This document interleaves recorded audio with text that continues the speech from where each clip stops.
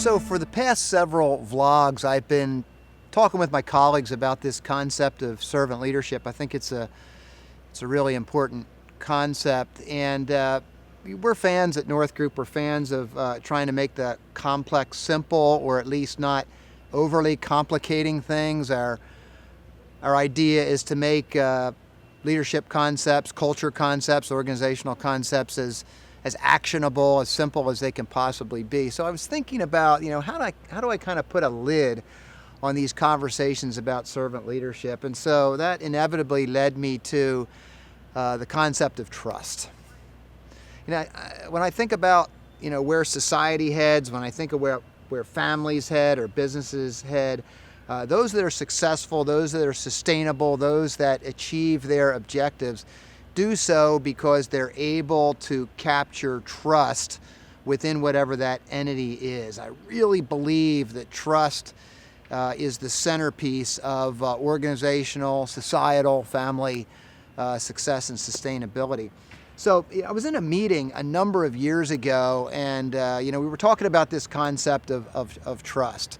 And they said, well, Roger, this trust thing, how do you get it? And so I think I oversimplified it by saying, I think trust for a leader is mainly about being a trustworthy person. And they're saying, come on, that's too simple for us. Break it down for us. So the conversation went a little further, and I realized when I was driving away from this meeting that the entire conversation in this leadership team, while being about trust, was focused about issues of integrity and honesty, like character type issues.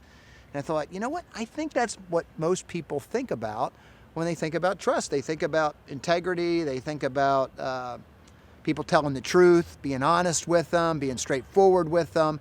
That's how you gain trust. But something was bothering me, and I got to thinking about, that is not a complete enough capture of the concept of trust. And so it was one of those days when I was just a little bit inspired. I was a little bit frustrated with the way I led this meeting, the fact that I couldn't get them to a more complete conversation about trust. And so I thought, I got to think about and maybe write down, record what I think are the principal elements of trust. And so I had a little bit of inspiration that day, and I thought, trust is not just about, it is about character, but it's not just about character. That was number one. And I started thinking, we only trust people in an organizational form if they are also competent.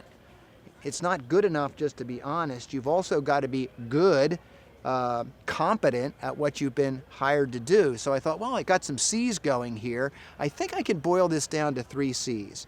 And I finally ended up, and I wrote a little paper on it, and I've been preaching it, if you will, ever since, even to the point where one of our clients has adopted it as their value system, that trust can really be broken up into 3 concepts, and they all start with the letter C. I love alliteration. Trust is really first about character. Is the person, is the institution trustworthy? Can we trust them to tell the truth? Can we trust them to be honest? Can we trust them to be straightforward with us?